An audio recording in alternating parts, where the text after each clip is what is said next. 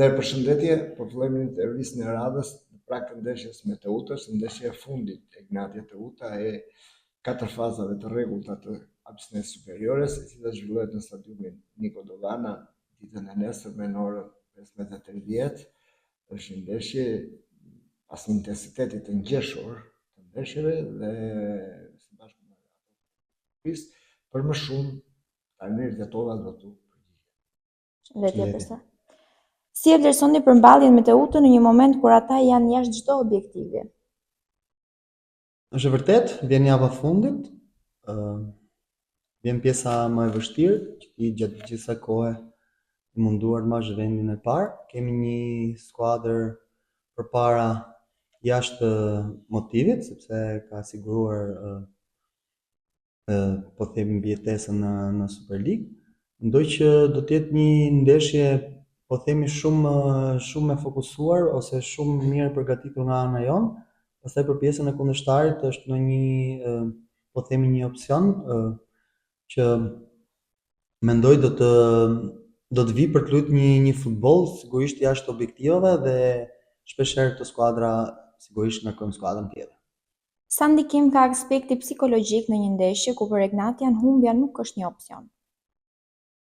Mendoj që ndeshja do të vlerësohet si të gjitha ndeshjet e tjera, përgatitjet janë njësoj, sigurisht që është java e fundit dhe nuk mundet që të tolerohet po themi një hap fals, sepse në një pikë do na mjaftonte për të mbajtur vendin e parë që kemi që prej fundit janarit që e mbajmë me plot merit.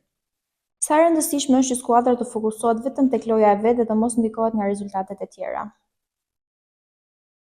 Mendoj që ne nuk kemi fokusuar kurrë tek pritshmëritë e të tjerëve. Kemi bërë gjithmonë në lojën tonë, kemi qenë në fokusin e Ignatias dhe shpresojmë që edhe nesër ndodhi kjo. Në aspektin taktik, çfarë ndeshje e prisni të zhvillohet në Durrës?